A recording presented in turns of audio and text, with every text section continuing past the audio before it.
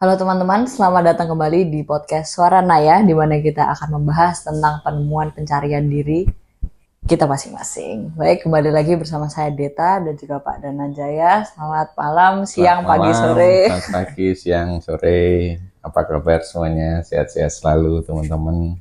Semoga sehat-sehat dan pada hari ini Pak, kita Ya, akan membahas tentang lapisan diri. Wah, mungkin itu agak ngawang ya, agak berat nih. agak berat nih pembahasannya karena Oke, kita akan mengupas juga lapisan-lapisan dari diri kita yang kita tunjukkan ke orang lain.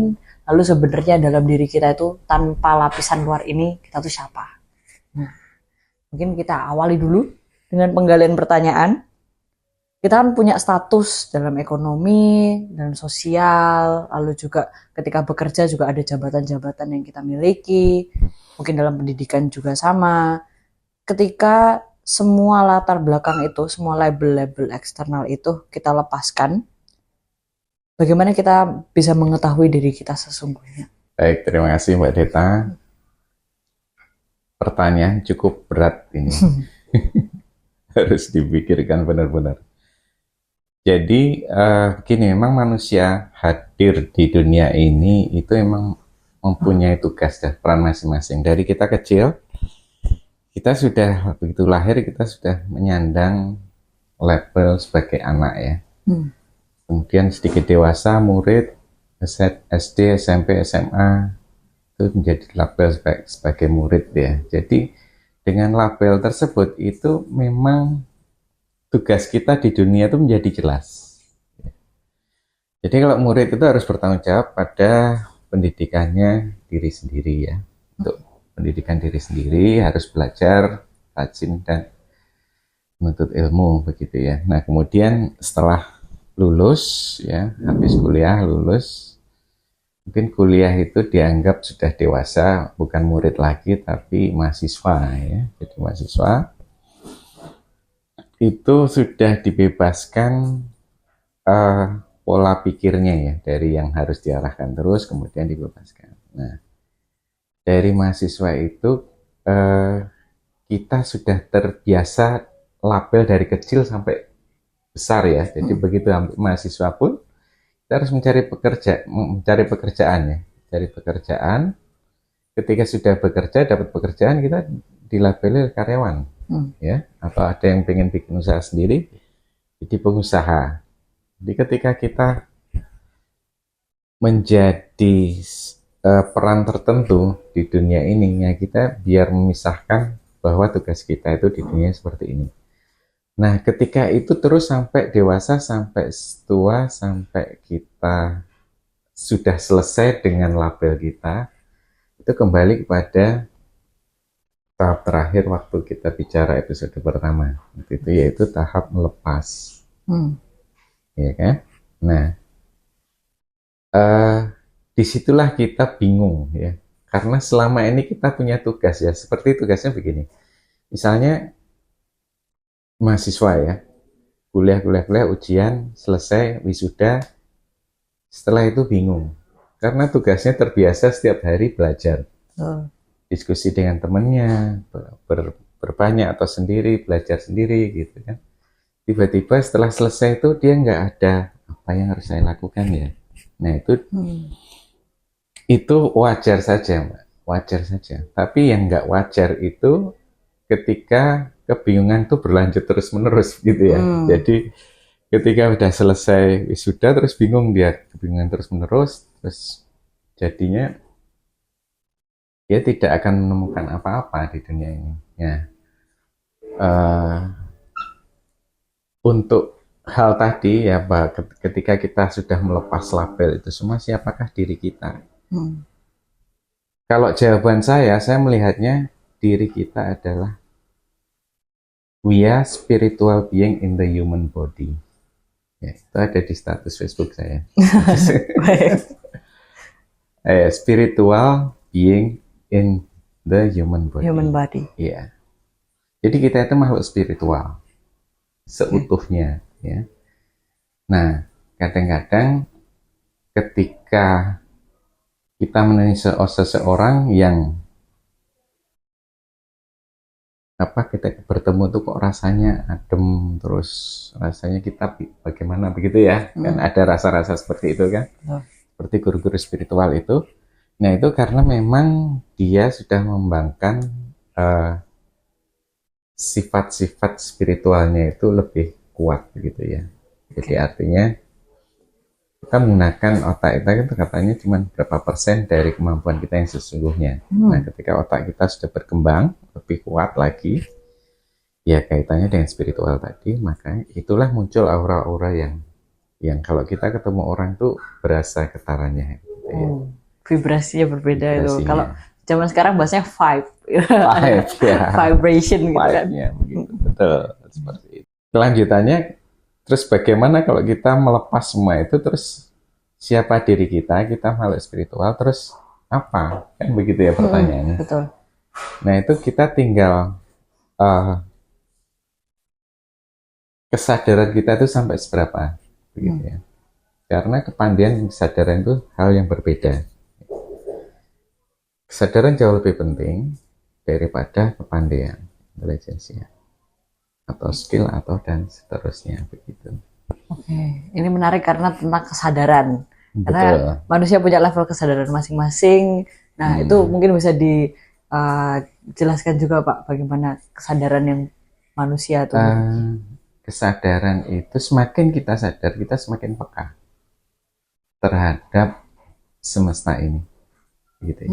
Jadi begini, kalau kita perhatikan di dunia ini kan cuman ada dua ya, biasanya ada dua ya, bukan biasanya, memang ada dua. Artinya begini, pagi, sore, siang, malam, terus kanan, kiri, atas, bawah, pilihannya cuma ada dua. Dua elemen dalam dua setiap elemen, hal. ya. Nah, kenapa dua? Karena kehidupan itu ternyata menyangkut aktivitas yang hanya dua aktivitasnya. Aktivitas terima dan kasih. Makanya saya senang dengan bahasa Indonesia itu bagus ya.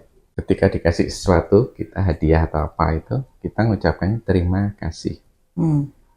Kita menghirup nafas ini kan, udara, inhale, kasih. exhale. Nah, kita lihat lagi lebih dalam ya. Tumbuh-tumbuhan hidup dari matahari, terus dia mati, terus memberikan kehidupan yang lain, ngasih buah ke manusia, manusia meninggal menjadi pupuk lagi, dan begitu seterusnya berputar ya. Betul. Kan? Itu saling keterkaitan karena memang nature-nya seperti itu. Begitu. Jadi hal itu siklus yang berputar ya. Jadi matahari ngasih sinarnya ke tumbuh-tumbuhan, terus dia tumbuh besar kan begitu. Dia ngasih buah ke kita, terus kita ngasih pupuk juga kan ke mereka secara tidak sadar lah gitu lah. Ya mungkin itu ke binatang-binatang lain, kemudian terus binatang ini mati menjadi busuk bahagia dan dia menjadi pupuk lagi kembali, dan ini terserap kembali, dan itu berputar terus seperti itu, berputar kegiatan itu. Nah kesadaran itu semakin kita tinggi kesadaran terhadap siklus yang terjadi di dunia ini, kita itu semakin paham bahwa dunia ini seperti apa begitu, semesta ini begitu. Kurang lebihnya. Ini menarik karena kembali lagi tadi bilang Bapak juga menyampaikan tentang kesadaran itu tentang kepekaan juga. Betul. Nah, itu semuanya berkaitan, dan semakin kita menyadari keadaan sekitar, mungkin ada juga yang saya pernah dengar Pak tentang mindfulness. Jadi tentang bagaimana kita misalnya ada di sini, nah kita mengetahui oh sedang ada suara apa di luar, sedang apa yang sedang dialami sekarang. Itu juga tentang kepekaan. Jadi kayak melatih kepekaan. Nah, ini bisa juga membawa kita ke kesadaran yang lebih luas lagi ternyata. Nah, melanjutkan kalau kita sudah sampai ke tingkat kesadaran tertentu, nah, apakah itu artinya kita memahami diri kita sendiri atau bagaimana Pak? Jadi kita harus sampai mana untuk mencapai kesadaran ini? Saya nggak paham pertanyaannya. Soalnya kesadaran tertentu itu seperti apa? Kan tadi Bapak sempat menyampaikan ada tentang kepekaan dengan sekitar untuk mengetahui dunia itu seperti apa. Nah, sampai manakah kita bisa mengetahui oh tingkat kesadaran saya segini. Kan itu mungkin bisa di distinction, maksudnya bisa dibedakan gitu. Atau itu sebenarnya tergantung diri sendiri gimana? Kesadaran kita ketika sampai tertentu ya, tertentu itu ketika kita sudah bisa mendengarkan diri sendiri secara utuh. Oke. Artinya begini, the best guidance of life is consciousness, ya, kesadaran. Jadi perasaan itu ya, kesadaran perasaan itu adalah guide yang paling tepat untuk di dunia ini. Jadi perasaan yang saya bilang kata hati itulah yang kalau kita sudah bisa mendengarkan berarti itu sudah cukup gitu.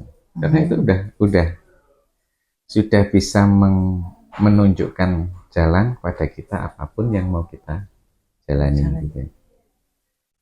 Kalau kesadaran yang masih mikir ya, itu berarti logika. Karena kalau logika itu masih mikir ini benar nggak ya, benar nggak ya.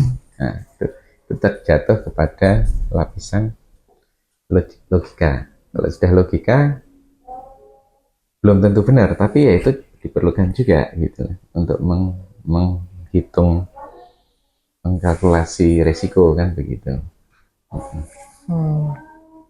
Tapi kalau kesadaran yang saya maksud itu benar-benar kita itu tahu. Artinya begini,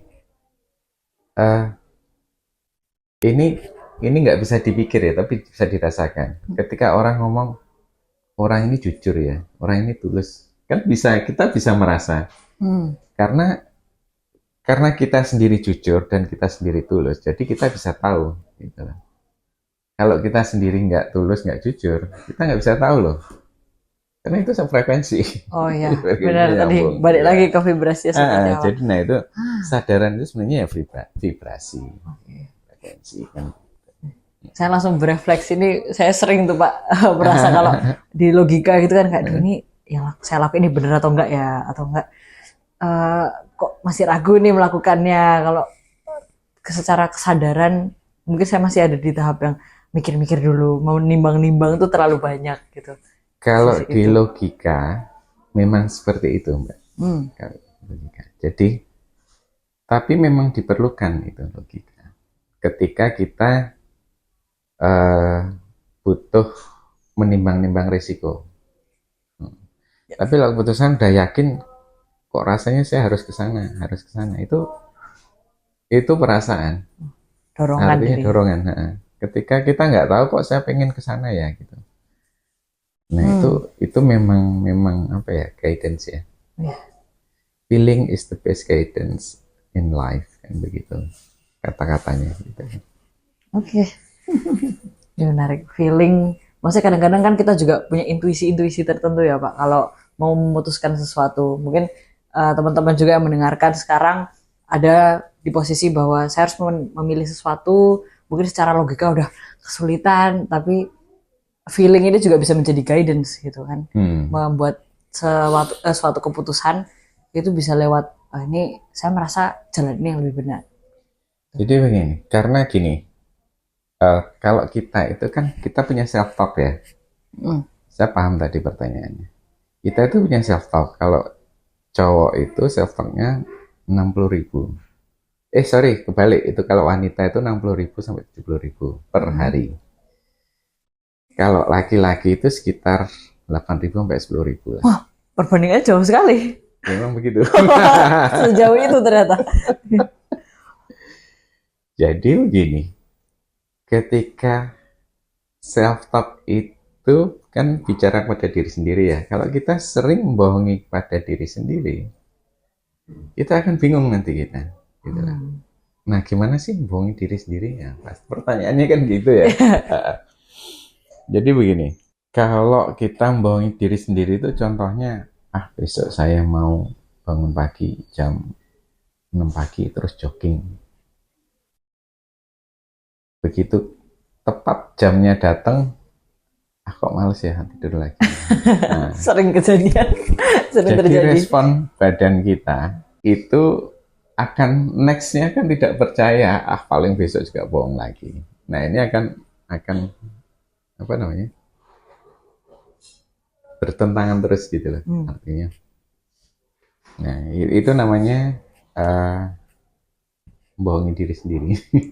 Oke. Atau besok misalnya saya mau fitness ya, saya mau olahraga ya, atau saya mau mulai besok saya mau diet gini-gini dan sebagainya. Dan seterusnya begitu ya.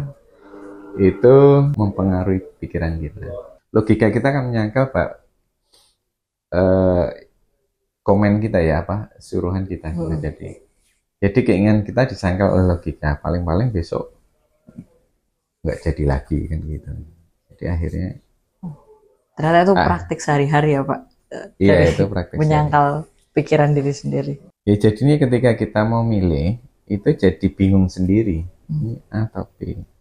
Nah ketika kita udah terbiasa melakukan apa yang kita katakan kita lakukan, apa yang kita pikirkan kita jalankan. Jadi pertama itu apa yang kita pikirkan ya, pikiran, kemudian menjadi perkataan, dan menjadi action. Perbuatan. Pikiran, Nah, perkataan, dan perbuatan. pikiran, perkataan, dan perbuatan. Ketika itu sejalan, artinya pikiran punya ide A, B, C ini dikatakan di dalam hati. Nah, oke. Terus dijalankan. Ketika itu selaras terus, muter terus, akhirnya gampang. Saya harus milih yang mana sih? Oh ini. Ya, nggak perlu ini lagi, nggak ada ragu-ragu. Nggak ada ragu-ragu. Wah. Ini mulai terbuka karena menyambung juga dengan episode kita sebelumnya yang mengatakan kalau kita mendengarkan diri sendiri tuh nggak ada yang salah. Pasti kita tahu apa yang benar untuk diri kita sendiri. Nah, ini berkaitan erat sekali karena ada keselarasan antara pikiran, perkataan, perbuatan. Dari situ kita bisa memutuskan secara lebih jelas dan apa yang istilahnya menurut kita itu akan kita jalankan. Langsung terbuka nih Pak. Karena sering juga saya kalau bangun kayak nanti jam 7 saya bangun, saya ini, tapi ketika jamnya sudah datang udah menghela nafas dulu, tidur lagi. Itu saat sering. Ternyata itu juga prakteknya ya bagaimana kita mau percaya dengan diri kita sendiri juga kalau apa yang kita pikirkan dan yang dilakukan itu malah bertabrakan kan. Kita nggak melakukan apa yang kita pikirkan, nggak melakukan apa yang kita mau lakukan juga di awal. Oke. Jadi diri kita sebenarnya yang dibilang kesadaran spiritual itu adalah yang menyuruh itu. Logika itu adalah badan kita dan keseluruhan yang tampil gitu. Jadi ketika ini ditabrakkan, saling berantem gitu ya kita bingung jadinya, gitu. Kurang lebihnya seperti itu. Sebenarnya ini menyambung pada pertanyaan saya selanjutnya, tapi sudah dijawab tadi ternyata. Jadi karena kadang-kadang kita menaruh topeng gitu kan Pak, berbeda apa yang ditunjukkan di orang lain dan apa yang dimiliki diri kita. Sebenarnya tadi Pak Dananjaya juga sudah menyampaikan kalau ketika pemikiran dan perilaku ini tidak selaras, itu juga sebenarnya mempengaruhi lapisan yang kita punya gitu kan dalam diri. Kita jadi tidak jujur. Oke. Ini memang dua hal yang berbeda ya, Mbak. Kalau topeng itu personality ya, persona itu kan topeng ya. Itu memang diperlukan, tapi bukan berarti ini harus bohong begitu ya. Artinya. Jadi misalnya begini, bersikaplah ketika kita masuk di dalam suatu forum ini kita bersikap resmi. Padahal kita kan orangnya selengean kan begitu. Nah itu memang bukan berarti itu bohong begitu. Tapi yang penting tidak mengatakan tidak mengatakan bohong pada diri sendiri. Aku mau ini tapi besoknya enggak gitu loh. Nah persona itu beda.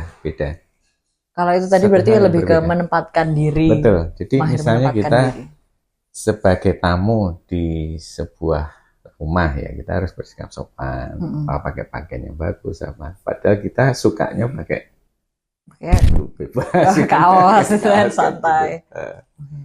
Jadi itu persona ya.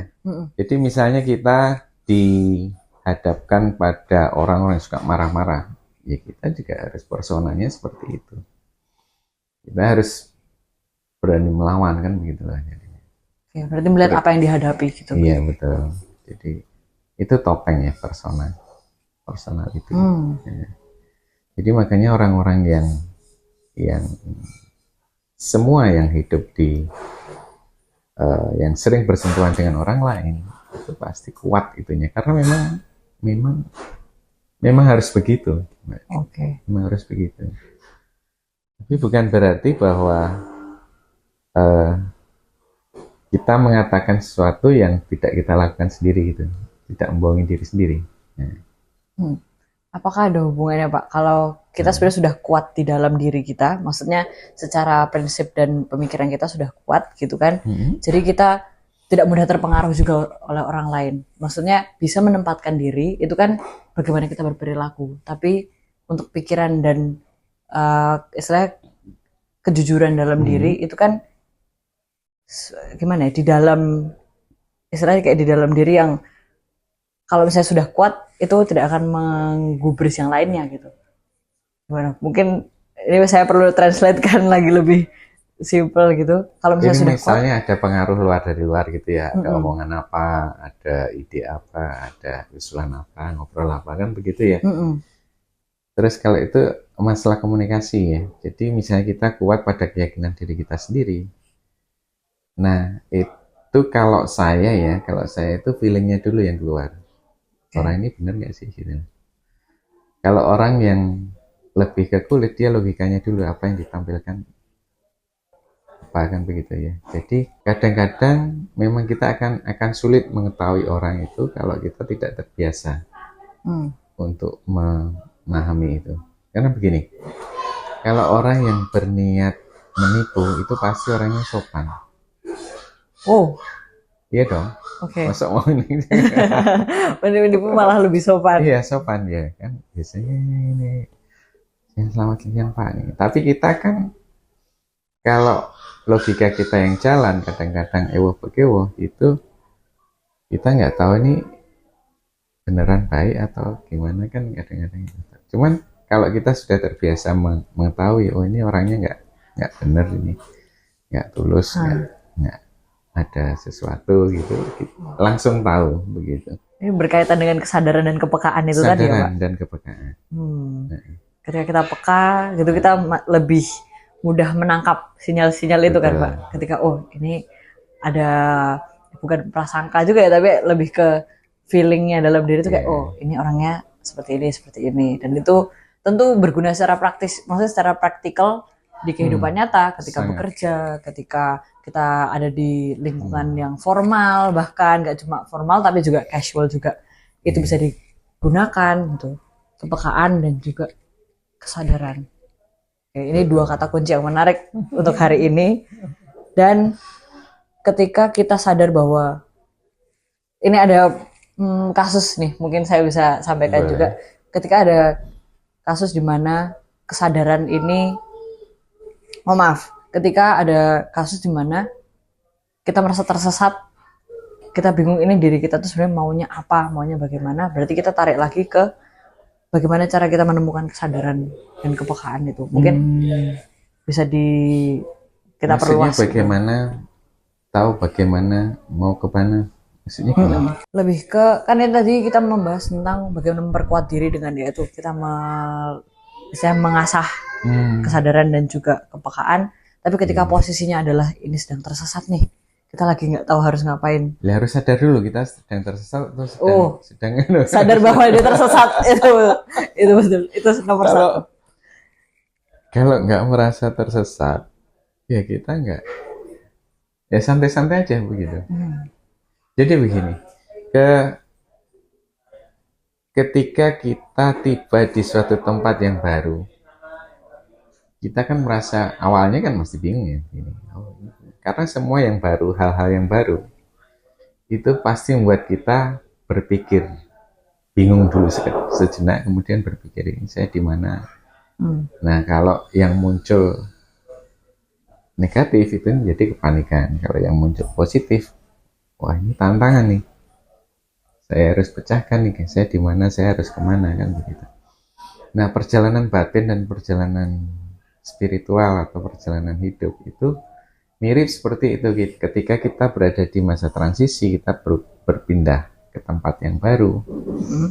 Awalnya sih kita bingung, tapi sadar dulu kita itu sebenarnya masa transisi lah. kita di tempat baru. Wajar lah kita bingung sebentar, kayak gitu. Kemudian ketika sudah kita mengenali, baru oh iya tahu. Nah kan begitu ya. Ini sudah dijelaskan step by step ya sebenarnya tadi kan. Pertama, sadar dulu bahwa kita tersesat atau tidak. Iya, harus sadar. Kedua, melihat tadi itu sekitar seperti apa. Ya, kembali lagi mencari kesadaran dan kepekaan itu tadi. Oke. Ini cukup make sense untuk dicoba juga. Karena skill apapun di dunia itu kalau kita tidak sadar, itu nggak akan berguna. Gitu loh. Contoh, misalnya pendaki gunung, dia nggak sadar bahwa dirinya tersesat. Dia nggak sadar gitu loh. Dia padahal udah bolak-balik naik gunung kan, seperti itu ya. Ya dia santai aja gitu loh, terus menerus kan begitu ya. Padahal dia nggak tahu salah arah kan begitu ya. Contoh perenang yang handal, dia udah juara renang di mana-mana. Ketika nggak sadar di air, ya tenggelam kan begitu. Simple kan, begitu. Nah, ketika kita hidup di dunia ini, kita nggak sadar kita sedang hidup. Apa yang harus kita lakukan? Kehidupan kita mengalir seperti ya orang-orang yang tersesat seperti itu gitu Mbak. Jadi sadar itu sangat penting. Maksud saya jangan percaya dengan saya, tapi buktikan sendiri gitu. Nanti buktikan sendiri lah. Itu penting. Nanti rasakan sendiri, buktikan sendiri, lihat sendiri apakah memang seperti itu begitu. Gitu. Oke. Mbak Deta. Baik, ini saat menjawab ya Pak. Siap. Kita masuk ke pembahasan tentang diri sendiri. Kan kita pasti merasakan istilahnya dilema, terus juga merasakan ada kegundahan dan juga bimbang dengan diri sendiri. Nah, ketika kita merasa sendiri, maksudnya merasa kesepian gitu misalnya ya, merasa sendiri ada di jalan misalnya tadi naik gunung terus tidak merasa tersesat itu kan ya udah cuek aja gitu, jalan hidup aja, jalan aja. Tapi ketika kita merasakan sendiri itu kan kadang muncul di tengah keramaian malah Pak.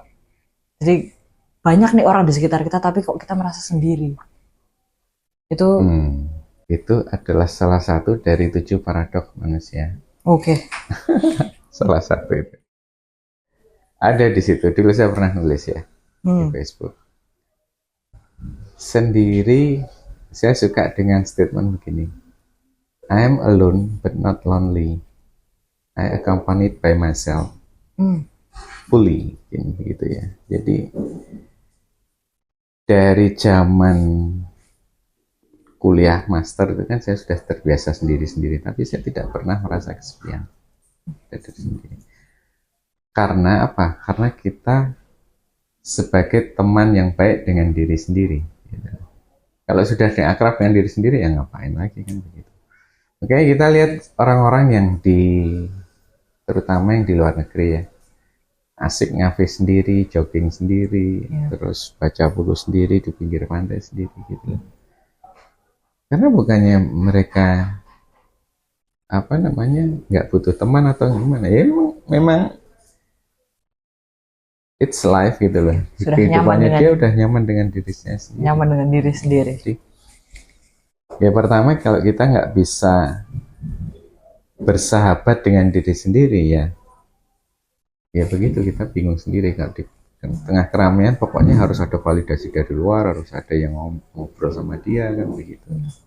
Berarti alone dan lonely itu harus kita bedakan terlebih dahulu. Ketika sendiri itu belum tentu ada lonely-nya, karena kita bisa menjadi teman untuk diri kita sendiri, accompany ourselves gitu.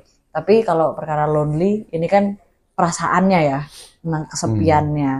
Nah itu bisa diolah juga dengan ini tadi, berbicara dengan diri sendiri, coba beraktivitas dengan diri sendiri gitu kan.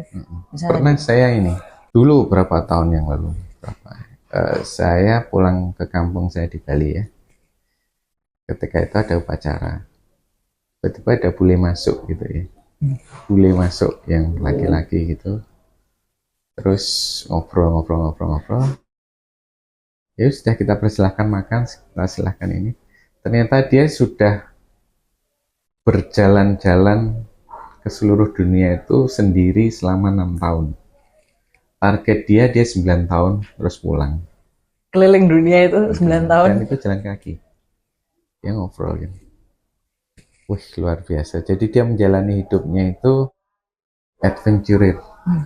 Nah, dia waktu itu sekitar tahun 2000-an itu awal, dia menargetkan satu hari itu hidup dengan $1. $1 kan berarti berapa itu? Iya. 15.000. Iya. Ya kalau di Bali bisa, karena di Bali kan orangnya itu kalau tamu itu suka ditawari makan. Oh ya, di welcome gitu. Ya, silakan makan gitu. Nah, saya ngobrol sama dia kayak gitu. Saya lupa dulu dari Eropa mana gitu, saya lupa. Ada satu teman lagi dari Jepang, juga dia jalan-jalan waktu itu dari Jepang ke rumah saya itu sendiri gitu. Kalau saya sendiri ke luar negeri belum nyaman, bukan nggak berani, tapi belum nyaman. Tapi waktu itu, waktu kuliah ya oke lah gitu. Tapi kalau sendiri ke luar negeri kayaknya, tapi kalau masih dalam negeri no problem. Gitu. Artinya di luar negeri pun sampai jalan-jalan sendiri itu sudah tidak masalah gitu. Orang-orang luar negeri, karena sudah nyaman dengan dirinya sendiri, jadi dia nggak membutuhkan orang lain, tidak tergantung lah. Tidak bergantung juga, betul. Itu kaitannya dengan loneliness ya. Ketika melihat lagi, kesendirian itu tidak selalu berarti kesepian, tetapi bagaimana kita mengolah perasaannya diri kita sendiri ketika kita sendirian itu seperti apa. Berarti itu yang saya tangkap ya Pak tadi, dari loneliness dan juga alone itu dua hal yang berbeda, dan tidak ada salahnya juga ketika kita mencoba untuk nyaman dengan diri sendiri. Kita misalnya pergi nih ke kafe sendirian gitu kan, atau sendiri. Mungkin saya sering juga diomongin kayak, kok aneh banget sih kamu kafe sendirian gitu. Itu juga mungkin ada kaitan dengan latar belakang budaya juga ya, yang kita sering ngumpul kayak gitu-gitu kan Pak. Kita terkenal sebagai masyarakat komunal. Iya, lebih komunal. Oke, kita akan masuk lagi ke pembahasan tentang lapisan diri ini. Manusia adalah makhluk yang sangat dinamis, tapi kita sering mencari kepuasan dan jawaban yang mutlak. Bagaimana kita berdamai dengan kenyataan bahwa kita mungkin tidak pernah menemukan apa yang kita cari, dan yang membuat kita bisa bergerak dari sekedar surviving menjadi living. Ini pertanyaan mungkin agak ruwet gitu kan Pak, karena kita tadi membahasnya udah istilahnya ngalor gitu tentang bagaimana kita berbicara dengan diri sendiri juga, dan kesadaran dan kepekaan juga. Tapi kalau kita masuk ke pertanyaan ini, kira-kira kapan manusia itu perlu berkata cukup? Apa sih yang orang bilang tentang cukup itu? Kayak bagaimana kita harus istilahnya hidup dalam kata cukup. Cukup dalam arti materi, bisa dalam arti pengetahuan, atau dalam arti yang lebih luas. Kalau dari pembahasan ini mungkin ke pencarian diri itu tadi ya. Pencarian diri ya. Mengenal kata cukup ketika apa? Kita tidak pernah cukup kalau dalam pencarian diri sendiri, karena kita eksplorasi sangat luas. Pengetahuan itu sangat luas, ya. Jadi ada yang bilang yang tidak ada batasnya itu adalah pengetahuan, ilmu pengetahuan. Yang lainnya masih ada batasnya. Jadi kalau kita mengeksplorasi pengetahuan tentang diri sendiri, itu tidak akan pernah cukup dan terus berkembang. Begitu. Karena itu menurut pengalaman kita masing-masing. Ya. Nah, kalau cukup tentang artinya, tentang status, tentang gaya hidup, tentang itu ya bisa dirumuskan. Itu hal lain. Ya. Jadi kalau eksplorasi diri itu memang betul-betul disarankan untuk dijalankan terus gitu. Nah, kalau kata cukup yang yang mana ini, kalau yang misalnya cukup saya punya harta sekian, cukup saya punya rumah sekian gitu, itu lebih gampang ya, karena gampang dihitung, Oh iya betul. Secara gampang di materi ini, lebih gampang. secara materi. Tapi kalau secara kesadaran Mm-mm. itu ya agak luas begitu. Karena kita tuh semesta itu sebenarnya makhluk spiritual kan unlimited Hmm. kemampuannya Oke. sebenarnya. Hanya saja kita tidak menyadari, makanya kesadaran kita sampai di mana ya di sana. Ini Gitu. oke, ini saat menjawab karena kita sebagai makhluk spiritual pun ya unlimited itu tadi. Jadi kalau misalnya mau ngomongin kata cukup di bagian spiritual itu cukup sulit untuk didefinisikan. Tapi kalau tentang materi, mungkin tentang jabatan yang paling mentok ya apa, gitu kan masih ngomongin kata cukup. Oke, tadi udah banyak juga yang kita bahas tentang label tadi kan, Pak. Kita awalnya sebenarnya dari label nih, coba melihat itu sebagai sebuah keharusan yang peran kita seperti apa, tapi di luar itu kita juga makhluk spiritual nih. Kita tidak hanya terpaku pada peran yang kita jalankan, misalnya dari sebagai murid, sebagai mahasiswa, sebagai pekerja, bahkan sebagai anak, sebagai bapak, sebagai ibu. Itu kan peran kita dalam suatu lingkup. Betul. Tapi jangan dilupakan bahwa kita tuh juga makhluk spiritual, makhluk diri kita sendiri yang kita punya mimpi, kita punya mimpi masing-masing, kita punya dorongan masing-masing, dan pilihan-pilihan itu juga tidak semuanya harus bergantung pada label-label itu tadi. Tapi apa yang menurut kita itu benar, apa yang menurut kita itu selaras, gitu kan Pak? Itu bisa saya summary gitu ya, summarize seperti itu. Jadi dalam kehidupan kita itu kita sering dilabeli ya sebagai peran, memang harus seperti itu. Cuman kadang-kadang kita mencari karena budaya, norma budaya, kita mencari spiritualitas itu di usia yang setelah semuanya selesai. Jadi ketika semuanya selesai kita kebingungan, karena sebenarnya spiritualitas itu harus dimulai dari sejak anak-anak gitu.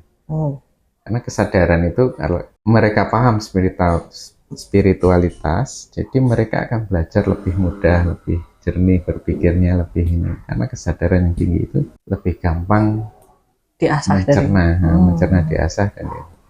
Nah, dari level anak-anak sampai remaja, sampai pemuda, sampai apapun peran kita di dunia ini, kalau kita menyandang itu, ya seperti tadi itu yang saya bilang bahwa feeling is the best guidance of life. Pilihan-pilihan hidup itu karena kita makhluk spiritual, jadi kita tidak akan pernah bingung kita menjalani peran itu gitu maksudnya.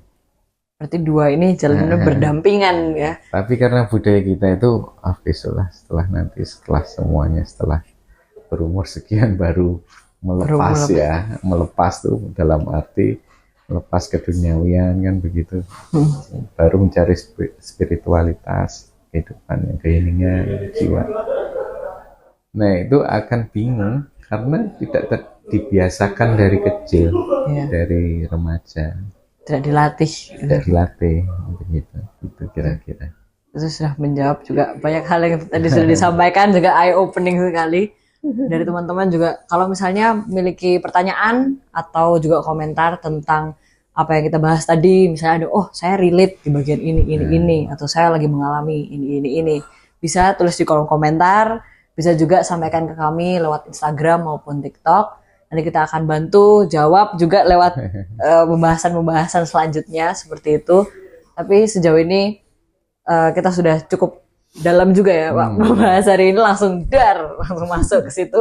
Kita langsung membahas tentang bagaimana lapisan diri ini kita berkupas perannya seperti apa di kehidupan, di peran kita sehari-hari, tapi juga peran kita sebagai istilahnya pemenuhan spiritual itu tadi.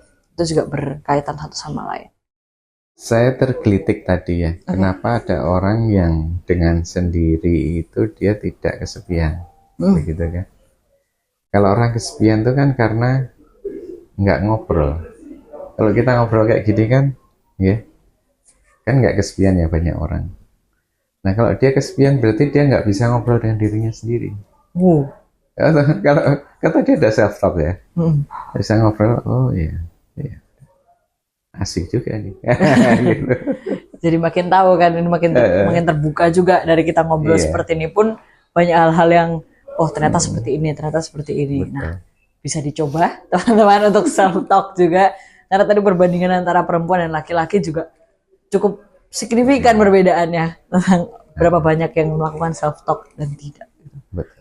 Oh, bisa dicoba self talk untuk tahu arahnya seperti apa. Baik, mungkin segitu dulu Pak yang kita bisa bahas di episode ini. Ya, terima Selanjutnya kita akan membahas lebih dalam lagi Siap. tentang pencarian diri. Terima kasih banyak Pak Dananjaya sudah menyampaikan dan sharing tentang Sama-sama. tentang self labeling juga dan tentang pengalaman juga. Baik, kami akan tutup episode kali ini. Terima kasih banyak teman-teman dan sampai jumpa di episode selanjutnya. Sampai jumpa.